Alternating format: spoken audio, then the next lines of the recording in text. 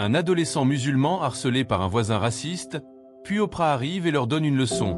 Yassir marchait lentement dans la rue, ses pensées tourbillonnant autour de lui comme des feuilles emportées par le vent. La brise du soir effleurait son visage, mais il n'y prêtait guère attention. Tout ce qu'il ressentait, c'était cette constante pression, ce poids sur ses épaules qui ne cessait de croître. Il jetait un regard furtif autour de lui, se demandant si ce serait le jour où il finirait enfin par être entendu, où il serait accepté pour ce qu'il était. Mais à chaque coin de rue, il sentait toujours le même rejet, toujours le même malaise. Il leva les yeux vers la grande maison au bout de la rue, la maison de son voisin, Monsieur Dufresne.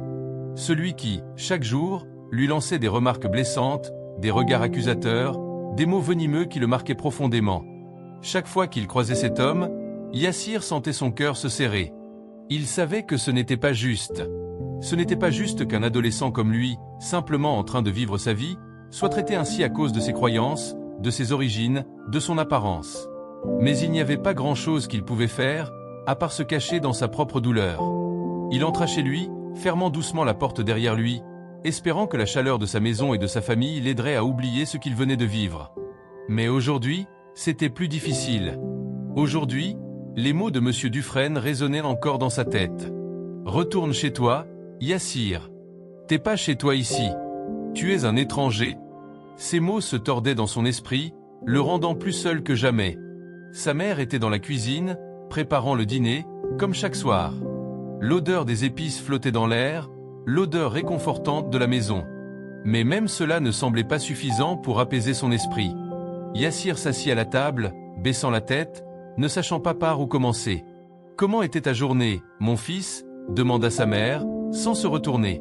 Yassir n'eut pas la force de répondre tout de suite. Il savait que sa mère savait déjà. Elle connaissait le fardeau qu'il portait, elle l'avait vu grandir dans un monde où il n'était jamais vraiment accepté. Mais elle ne pouvait pas le comprendre entièrement, pas de la manière dont il en avait besoin. La douleur d'être rejeté, de se sentir différent à cause de ses croyances, c'était une lutte qu'il vivait seul. « Ça va, maman, dit-il finalement, mais sa voix trahissait sa tristesse. » Il laissa tomber son sac d'école et se perdit dans la contemplation du sol. Il pensait à ses amis, ceux avec qui il rigolait à l'école, mais il se sentait toujours comme un étranger parmi eux. Même quand il riait, il avait cette impression d'être un outsider. Un musulman parmi des jeunes qui ne comprenaient pas sa foi, ses pratiques, ses valeurs. « Tu sembles préoccupé, Yassir, dit sa mère, en posant son couteau. Tu veux en parler ?» Yassir hésita un moment, mais il savait que sa mère s'inquiétait. Elle était son soutien, son rocher, mais elle n'était pas là pour affronter le monde extérieur. « Je suis juste fatigué, maman. Fatigué de toujours devoir me battre pour être accepté. » Il ferma les yeux, sentant les larmes monter. Il ne voulait pas pleurer, mais parfois la douleur était trop grande pour la contenir. « Les gens, ils me détestent juste parce que je suis musulman. » Sa mère se tourna alors, posant une main réconfortante sur son épaule. « Je sais que c'est difficile, Yassir. Mais tu dois rester fort. Tu es un musulman, et cela fait partie de ta beauté. La patience et la persévérance font partie de notre foi. » Mais même avec ces paroles pleines de sagesse, Yassir ne pouvait s'empêcher de se sentir abandonné. Il n'était pas sûr de savoir comment continuer à être fort face à tant de haine. Le lendemain matin, Yassir se rendit à l'école comme d'habitude, les mêmes pensées envahissant son esprit. Il espérait, une fois de plus, que ce jour serait différent, que les moqueries cesseraient, que tout irait bien. Mais il savait au fond de lui que ce ne serait pas le cas. Il avait appris à accepter le fait qu'être musulman dans une ville comme Paris n'était pas facile. Il faisait de son mieux pour avancer, mais chaque jour semblait être un combat.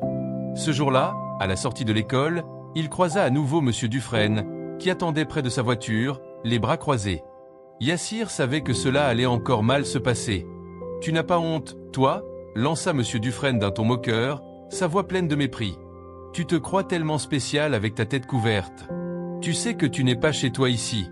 Pourquoi tu ne retournes pas dans ton pays ?» Yassir baissa la tête, essayant de ne pas laisser les mots de l'homme l'atteindre.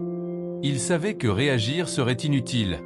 Monsieur Dufresne était ce genre d'homme qui se nourrit de la colère et de la douleur des autres. Mais aujourd'hui, quelque chose en lui avait changé.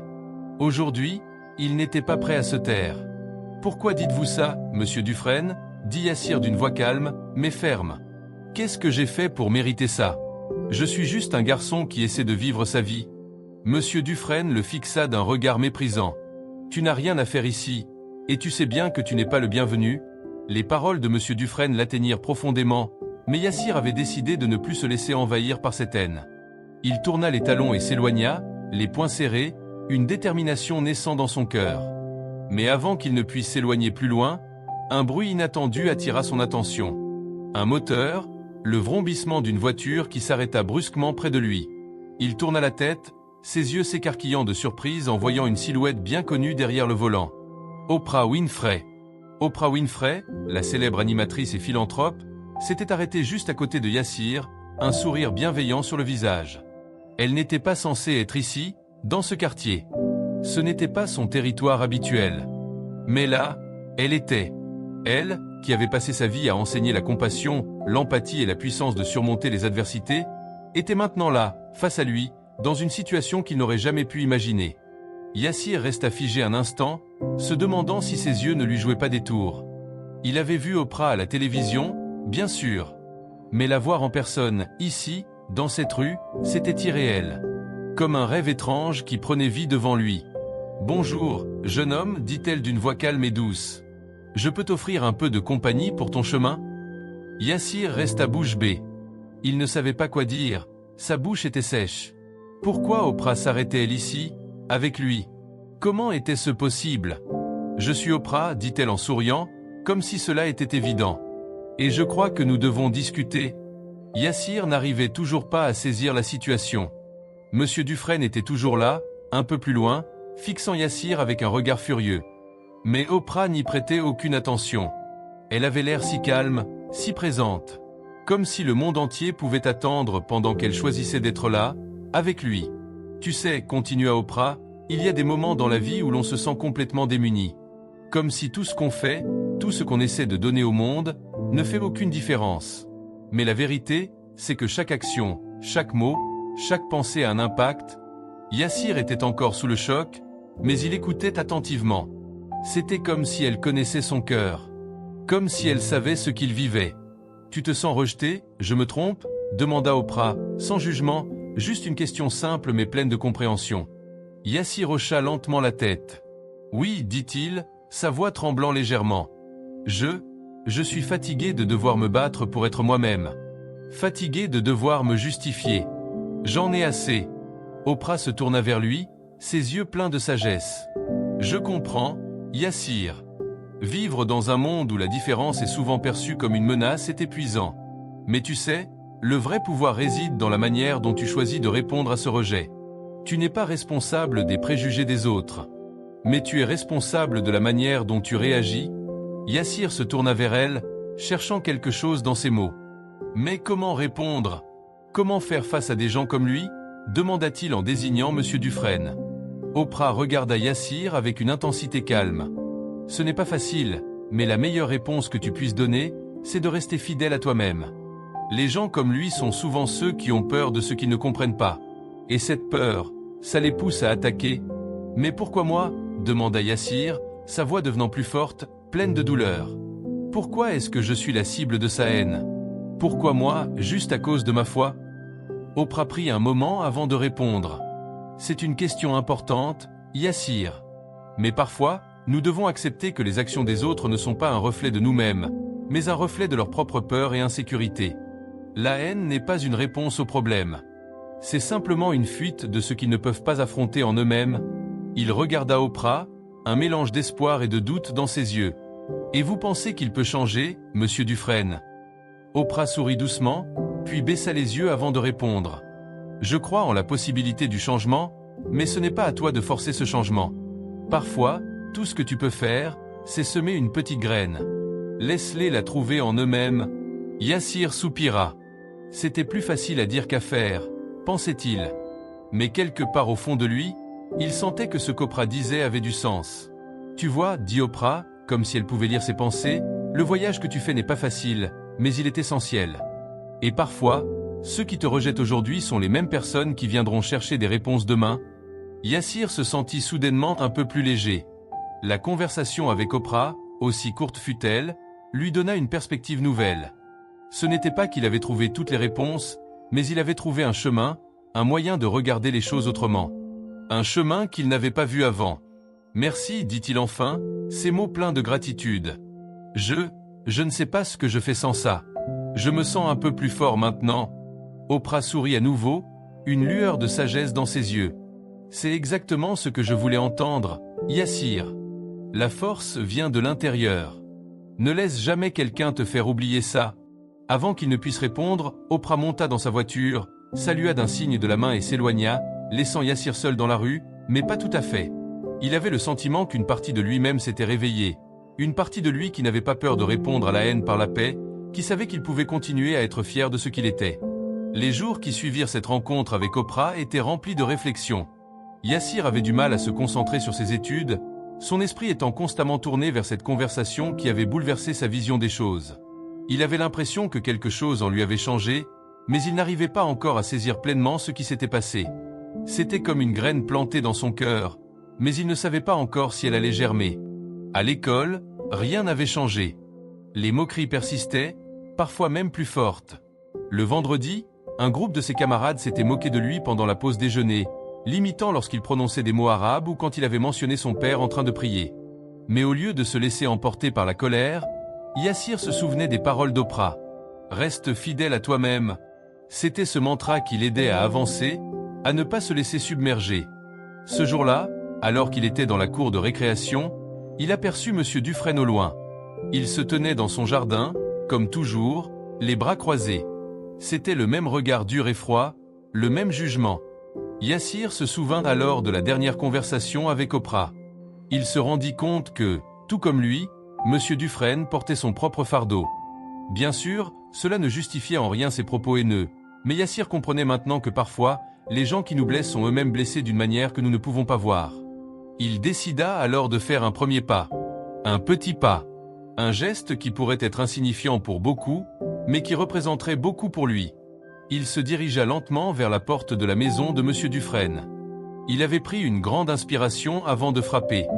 M. Dufresne ouvrit la porte, l'air surpris. « Qu'est-ce que tu veux, encore ?» dit-il d'un ton sec. Yassir se sentit nerveux. Il n'avait jamais été confronté à quelqu'un de cette manière. « Monsieur Dufresne, je voulais juste vous parler, dit-il d'une voix calme, mais déterminée. Je sais que vous ne m'aimez pas. Je sais que vous me détestez pour ce que je suis. Mais je voudrais comprendre pourquoi.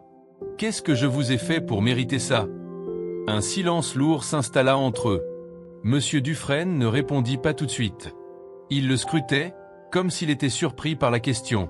« Tu veux comprendre ?» répondit-il finalement. « Pourquoi je te déteste ?» Yassir hocha la tête. « Oui, parce que, je crois qu'il y a peut-être un moyen d'arrêter tout ça. Je crois que vous n'êtes pas né pour haïr. Alors je vous en prie, expliquez-moi. » Monsieur Dufresne se passa une main sur le visage, visiblement mal à l'aise. « Je ne suis pas raciste, tu sais. Mais quand je vois des gens comme toi, qui viennent d'ailleurs, qui ne vivent pas comme nous, c'est compliqué. C'est difficile à accepter. » Yassir n'avait pas anticipé une réponse comme celle-ci. « C'est difficile à accepter pour vous, répondit-il doucement. Mais vous avez sûrement vécu des choses qui vous ont fait vous sentir comme ça. Vous avez sûrement peur de l'inconnu, n'est-ce pas ?» Monsieur Dufresne baissa les yeux, comme s'il était touché par les mots de Yassir. Un instant, Yassir crut qu'il allait reculer, s'échapper dans sa colère. Mais au lieu de ça, il resta là, figé, regardant Yassir comme s'il était soudainement pris dans un enchevêtrement d'émotions contradictoires. « Je ne sais pas, dit Monsieur Dufresne, sa voix plus calme. J'ai grandi dans un monde où tout semblait simple. Mais maintenant, tout est différent. Vous êtes différent. Et ça m'effraie. » Yassir comprit alors que ce n'était pas la haine qui guidait cet homme, mais la peur. La peur de ce qu'il ne comprenait pas. La peur de l'inconnu. Et cette peur, Yassir le savait maintenant, pouvait être surmontée, mais seulement si on choisissait de regarder les choses autrement. « Je ne suis pas différent de vous, Monsieur Dufresne, dit Yassir. Je suis juste un garçon qui veut vivre une vie bonne, honnête et pleine de respect. Ma foi, ma culture, elle ne m'éloigne pas des autres. Elle m'ouvre au monde. Peut-être que si vous me donniez une chance, vous verriez ça aussi. » Monsieur Dufresne le regarda longuement, puis se détourna légèrement. « Je ne sais pas si je peux changer. Mais, je vais essayer. » Yassir sentit une vague de soulagement, mais il savait qu'il avait franchi qu'un petit pas.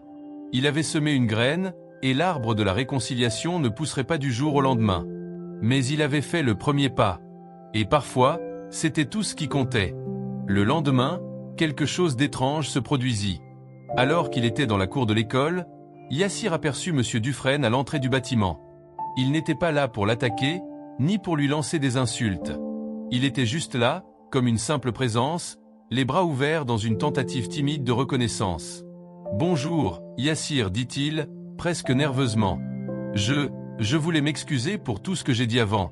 Je crois que j'avais tort. » Yassir n'arrivait pas à croire ce qu'il venait d'entendre. Monsieur Dufresne, le même homme qui l'avait tant humilié, venait de s'excuser. Non seulement il s'était excusé, mais il avait pris la décision de changer, d'apprendre, de voir les choses sous un autre angle. « Merci, répondit Yassir, d'une voix pleine de gratitude. C'est tout ce que j'espérais. Il n'est jamais trop tard pour changer. » Ils se regardèrent un instant, puis M. Dufresne tourna les talons, s'éloignant dans la rue. Yassir savait que cette réconciliation ne marquait pas la fin de la route, mais un nouveau départ. Un départ basé sur l'écoute, la compréhension et l'ouverture. Cette rencontre avec M. Dufresne, cette conversation qui avait commencé par des mots de haine et qui s'était transformée en un moment de paix, avait renforcé en Yassir l'idée que tout était possible, tant qu'il gardait foi en ce qu'il était en l'humanité des autres. Ce qui avait commencé comme un conflit était maintenant une ouverture vers quelque chose de plus grand. Mais alors qu'il commençait à se sentir plus léger, plus en paix avec lui-même, une autre pensée lui traversa l'esprit. Quelque chose de plus grand encore l'attendait. Et ce n'était pas la fin de son voyage, mais seulement le début. Oprah lui avait parlé de semer des graines. Maintenant, il comprenait vraiment ce que cela signifiait. Mais il savait qu'il ne serait pas seul sur ce chemin. La vraie leçon ne résidait pas seulement dans l'apprentissage, mais dans le partage de cette sagesse avec ceux qui en avaient besoin. Et alors qu'il s'apprêtait à rentrer chez lui, le soleil se couchant lentement à l'horizon, Yassir se rendit compte qu'il n'était plus simplement un garçon qui essayait de s'adapter à un monde cruel. Il était un messager, porteur d'une lumière qui, il l'espérait, toucherait bien plus de personnes que lui seul n'aurait jamais pu l'imaginer. Le lendemain matin, Yassir se leva avec une sensation différente. La chaleur du soleil frappait doucement ses fenêtres, et l'air était plus frais, comme si la journée entière était prête à l'accueillir. Un sentiment de renouveau l'envahit. La rencontre avec M. Dufresne l'avait profondément marqué, mais plus encore, il ressentait un besoin d'aller plus loin dans ce voyage intérieur. Il se rendit à l'école, mais cette fois, il n'était pas submergé par les mêmes pensées négatives qu'auparavant. Il avait décidé de prendre les choses différemment. Chaque regard hostile, chaque moquerie, chaque sourire condescendant, il allait les affronter avec calme. Il se souvenait de ce qu'Oprah lui avait dit, « Reste fidèle à toi-même ». À son arrivée, il croisa son ami Karim, qui semblait un peu perdu dans ses pensées. Karim était l'un des rares à le soutenir depuis qu'ils étaient petits. Il connaissait Yassir et comprenait ses luttes, mais même lui, parfois, avait du mal à savoir comment aider. Karim était, comme Yassir, musulman, mais il n'avait pas les mêmes expériences de rejet. Il avait souvent l'impression que le monde était plus doux pour lui, qu'il ne subissait pas la même dureté du regard des autres. « Salut, Yassir. Alors, comment ça va aujourd'hui » demanda Karim en le rejoignant. « Beaucoup mieux, je crois, » répondit Yassir, souriant pour la première fois depuis longtemps. « J'ai eu une conversation intéressante hier. Avec Monsieur Dufresne. » Karim haussait les sourcils, sceptique. « Quoi ? Monsieur Dufresne, celui qui t'insulte tous les jours ? T'es sérieux ?» Yassir hocha la tête. « Oui. Et il m'a présenté ses excuses. Il m'a dit qu'il comprenait mieux maintenant. » Karim le regarda, abasourdi. « Non mais attends, là, tu rigoles ou quoi ?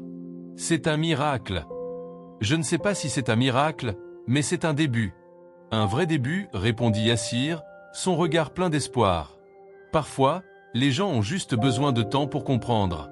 Il faut juste leur donner une chance. » Karim sembla réfléchir un instant, puis, comme s'il avait trouvé une révélation, il sourit. « Tu sais quoi, Yassir ?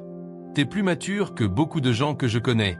Moi aussi, j'ai envie d'essayer de comprendre au lieu de juger. » Les deux amis se sourirent, et pour la première fois, Yassir eut l'impression que la relation avec Karim ne se limitait plus simplement à de l'amitié. C'était comme si les deux avaient grandi ensemble, qu'ils se soutenaient non seulement dans les moments difficiles, mais aussi dans les moments où il fallait changer, évoluer. Cependant, la vie scolaire n'était pas toujours aussi facile que ce qu'ils espéraient. Dès qu'ils entrèrent dans la cour de récréation, un groupe de garçons de leur classe s'approcha d'eux. C'était le même groupe qui, la veille, s'était moqué de Yassir pour sa foi et son apparence. Le leader du groupe, Maxime, un garçon plutôt populaire mais aussi souvent détesté pour son arrogance, s'approcha de Yassir avec un sourire narquois. « Alors, Yassir, comment va ta journée ?» Toujours aussi musulman, lança Maxime, avec un ton de défi. Karim se tendit, prêt à réagir, mais Yassir lui fit signe de rester calme. Il avait compris que la violence verbale n'était pas la solution.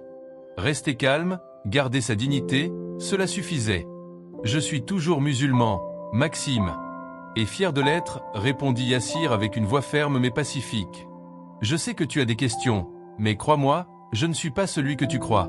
Je ne suis pas là pour me battre contre toi, je veux juste vivre en paix. » Maxime le regarda, son sourire se fanant, comme s'il ne s'attendait pas à cette réponse. Mais il n'insista pas. Il tourna les talons, les autres garçons du groupe suivant son exemple, l'air perturbé. Ce n'était pas la première fois qu'il cherchait à provoquer Yassir, mais cette fois-ci, il n'avait pas réagi comme il avait prévu. C'était comme si quelque chose avait changé en lui, quelque chose qu'il ne pouvait pas comprendre. Le reste de la journée se déroula relativement calmement. Yassir passa ses cours avec plus de concentration que d'habitude, réfléchissant à ce que disait Oprah sur la patience et la persévérance. Il commença à réaliser que les petits moments de réconciliation qu'il vivait avec les autres étaient des étapes importantes. Il ne fallait pas viser une solution immédiate, mais avancer lentement, à son rythme. Le soir venu, alors qu'il dînait avec sa famille, Yassir sentit que quelque chose de profond s'était produit en lui. Il n'était plus ce jeune homme angoissé qui se laissait briser par les mots cruels des autres. Il était devenu quelqu'un de plus fort, de plus serein, de plus ouvert.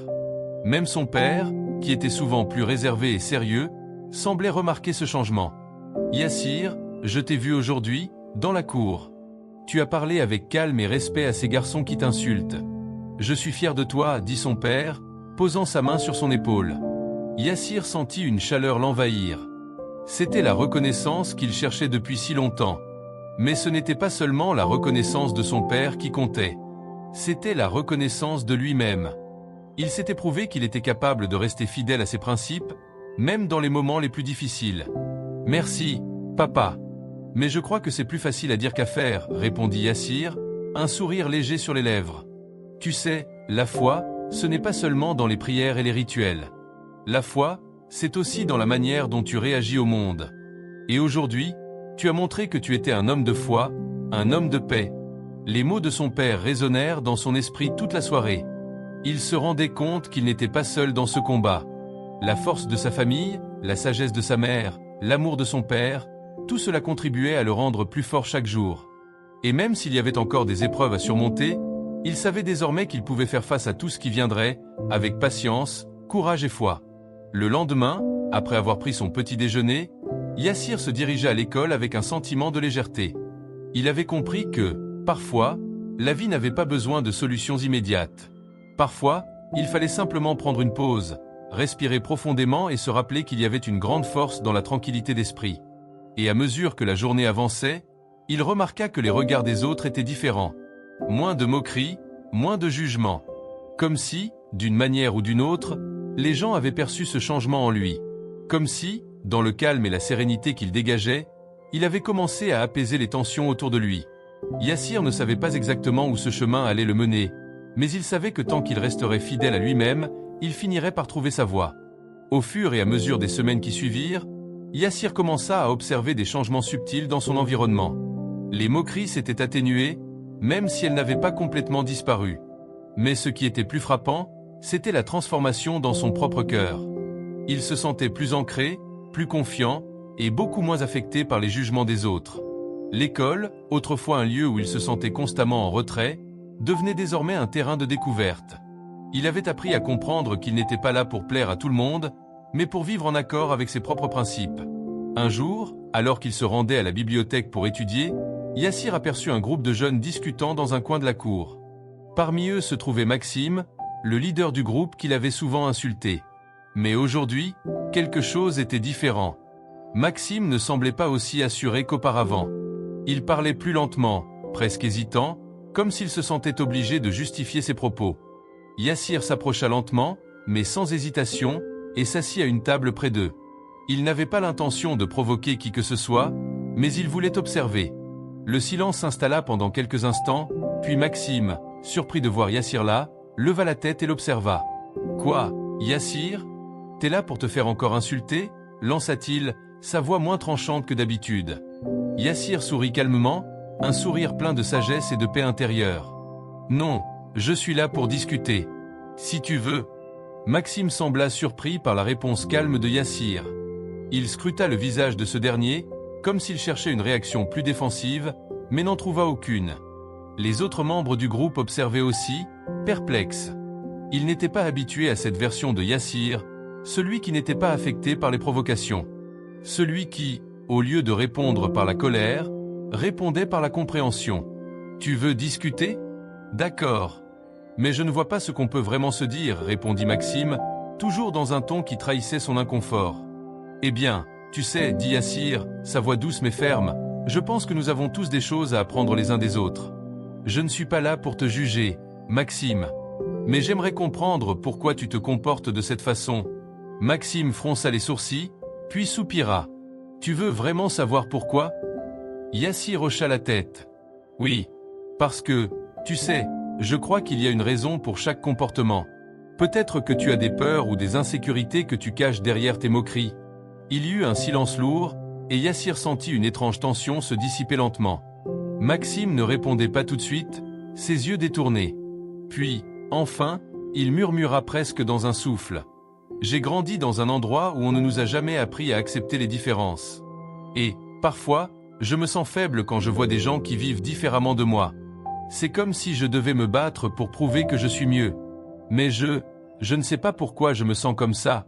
Yassir, touché par la confession de Maxime, comprit alors que, bien souvent, la haine et le rejet naissent de la peur.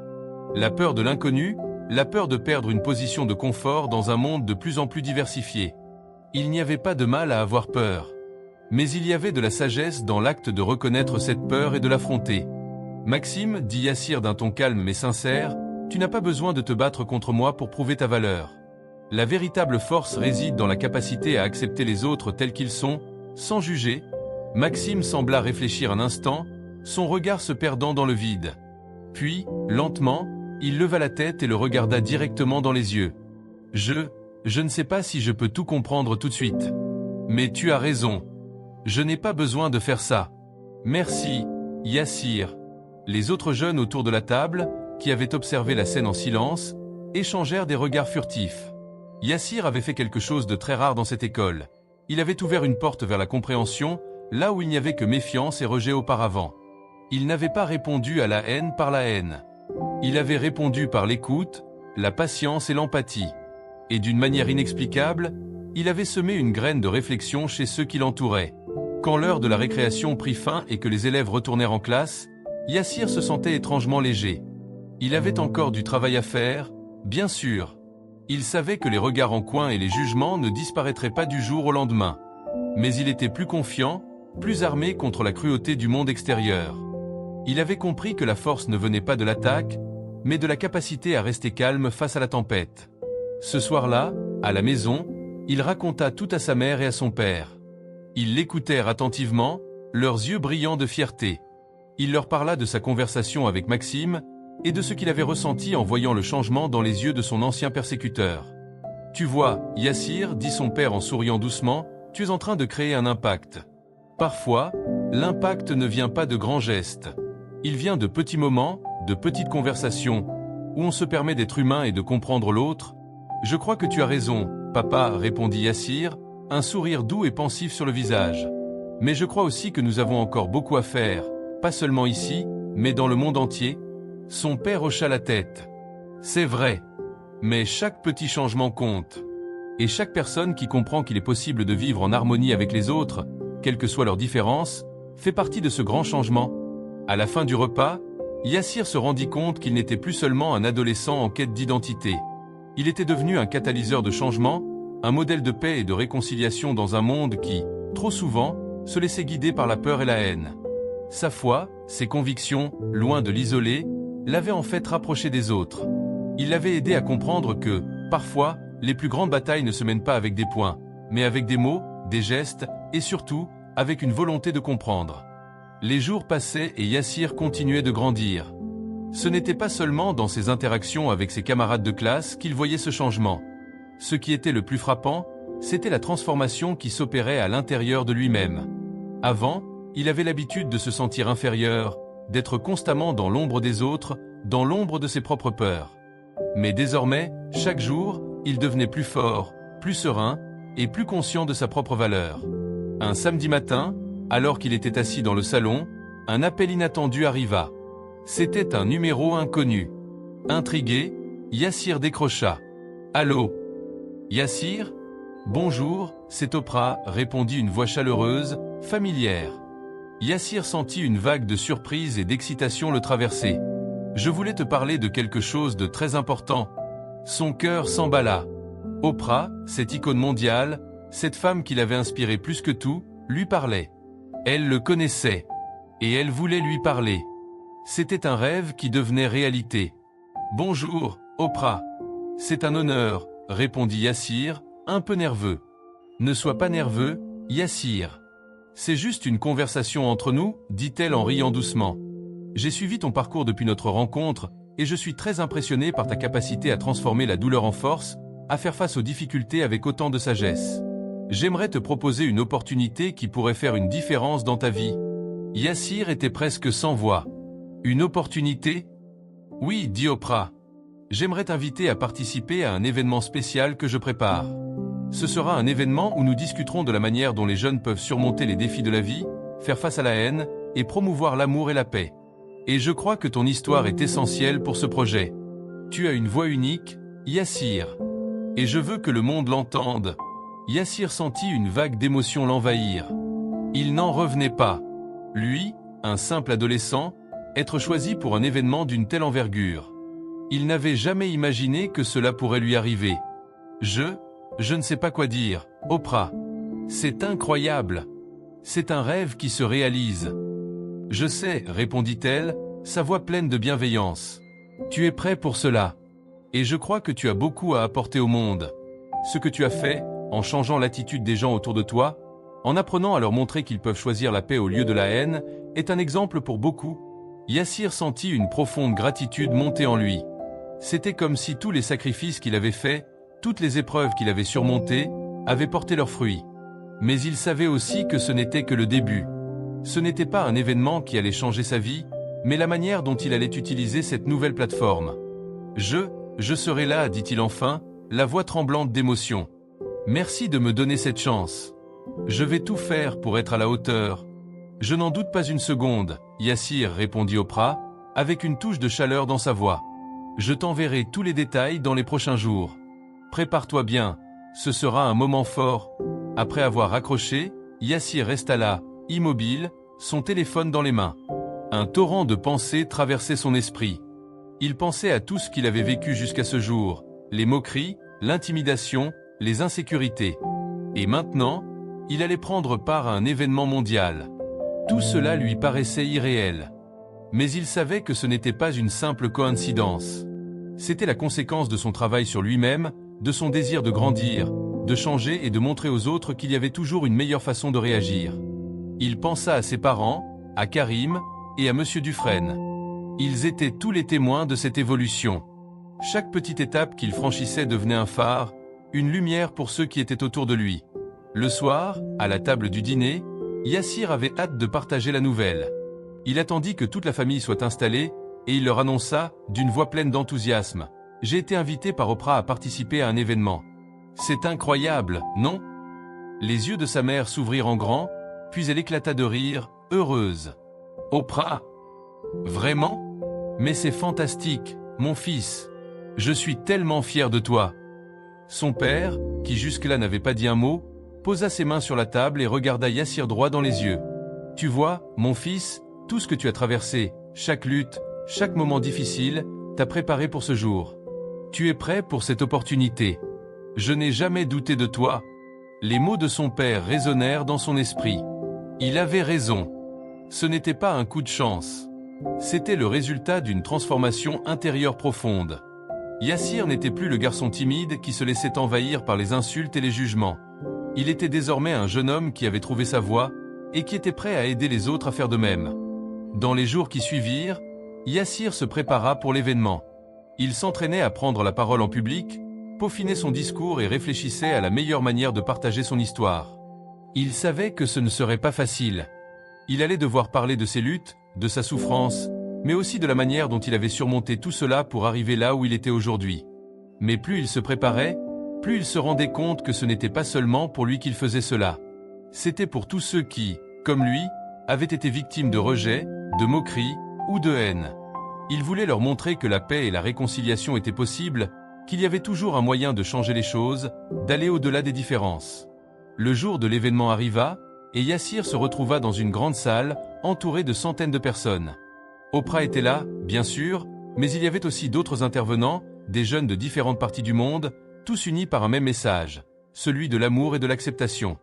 Quand ce fut son tour de parler, Yassir monta sur scène avec une confiance qu'il n'avait jamais ressentie auparavant. Le public était silencieux, attentif, et il savait que c'était son moment. Il se souvint de toutes les paroles de sagesse qu'il avait reçues au fil des ans, des leçons d'Oprah, des encouragements de son père, des souvenirs de ses luttes et des petites victoires qu'il avait amenées ici. « Bonjour à tous » commença-t-il d'une voix calme mais forte. « Je m'appelle Yassir, et je veux partager avec vous mon histoire. Une histoire de rejet, de souffrance, mais surtout une histoire de changement, de paix et de réconciliation. » Le silence dans la salle était total, l'attention de chaque personne suspendue à ces mots. Yassir inspira profondément et continua. « Je suis né dans un petit quartier où les gens ne comprenaient pas toujours ma culture, ma foi, ma manière de vivre. Je suis musulman, et pendant longtemps, cela m'a séparé des autres. On m'a traité différemment. Parfois, on m'a rejeté simplement à cause de mon nom, de mon apparence, de mes croyances. Mais je veux que vous compreniez quelque chose aujourd'hui. Tout cela ne m'a pas défini. Ce n'est pas ce qui fait de moi ce que je suis. » Le public écoutait, silencieux, absorbé par ces mots. Yassir sentit la chaleur de leur écoute, et cela lui donna la force de continuer.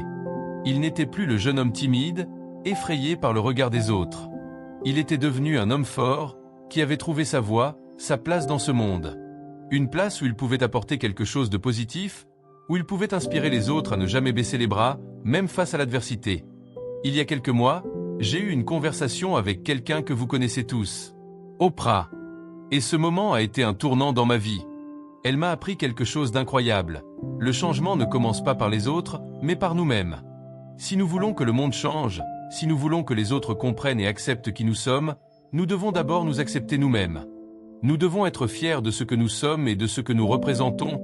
Il marqua une pause et chercha les yeux des membres du public. Chaque personne dans la salle semblait réfléchir profondément à ses paroles.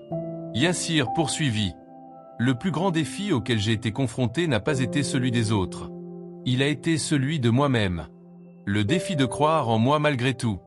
D'accepter ma foi, ma culture, et de savoir que, même si le monde autour de moi me rejetait, je n'avais pas besoin de leur approbation pour être heureux. J'avais déjà en moi la force nécessaire pour surmonter les difficultés. » Un murmure parcourut la salle.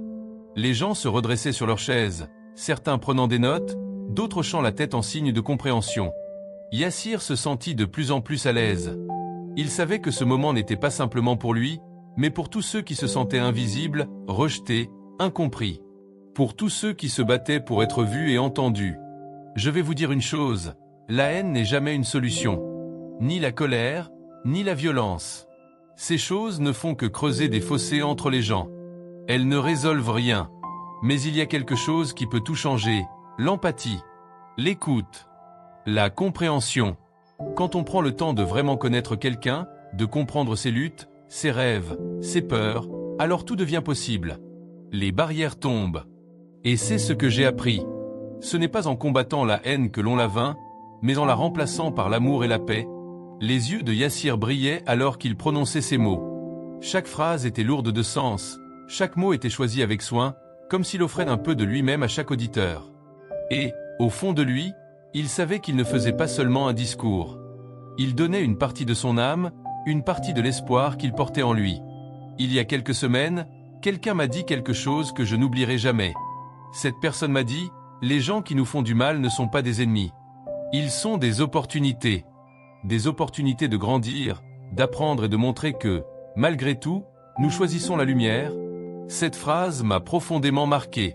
Parce que, si nous avons la capacité de voir le bien dans ceux qui nous font du mal, si nous pouvons comprendre leurs souffrances et leurs peurs, alors nous avons la possibilité de les guider vers la réconciliation. Non pas par la force, mais par la gentillesse. Il pouvait voir des visages dans la foule se tendre, des sourcils se froncer, comme si les mots qu'ils disaient provoquaient une réflexion profonde. Certains, sans doute, n'étaient pas encore prêts à accepter ces idées. Mais Yassir savait qu'il plantait des graines. Ces graines allaient germer à leur propre rythme, dans l'esprit de chaque personne qui l'écoutait. Je vous invite tous à réfléchir à cela aujourd'hui. À la manière dont vous réagissez face à l'adversité. À la manière dont vous gérez vos propres peurs et vos préjugés. Nous sommes tous humains, avec nos forces et nos faiblesses. Mais la vraie force, la véritable grandeur, c'est de pouvoir tendre la main à ceux qui sont différents, de les accepter tels qu'ils sont, de leur offrir une chance de grandir à nos côtés. Yassir fit une pause, le regardant chaque personne dans la salle. Il voulait que ses paroles restent dans l'esprit de chacun, que ce qu'il avait partagé résonne dans leur cœur bien après que l'événement soit terminé. Je sais que ce n'est pas toujours facile. Croyez-moi, j'ai vécu des moments difficiles. Mais chaque fois que je tombe, chaque fois que je me sens découragé, je me rappelle pourquoi je continue. Pour la paix, pour l'amour, et pour un monde où chacun a sa place, quelle que soit sa couleur, sa foi ou sa culture. Et vous savez quoi? Je sais que ce monde est possible. Parce que j'ai vu des changements en moi. Et si j'ai changé, alors nous pouvons tous changer. La salle était en silence total maintenant. Tout le monde, des jeunes aux adultes, écoutait Yassir avec une intensité palpable. Puis, un par un, les applaudissements commencèrent. D'abord timides, puis de plus en plus forts, jusqu'à ce que toute la salle l'applaudisse debout. Yassir, les yeux brillants d'émotion, regardait autour de lui, reconnaissant, mais aussi profondément touché par la sincérité de cette reconnaissance. Les mois qui suivirent cette journée marquèrent un tournant dans la vie de Yassir. Sa parole se répandit à travers le monde, et des jeunes des 4 coins du globe commencèrent à l'approcher, lui racontant leurs propres histoires de lutte, de rejet et de réconciliation. Il devint un symbole, un exemple de ce que la paix et l'acceptation pouvaient accomplir, même dans un monde fracturé.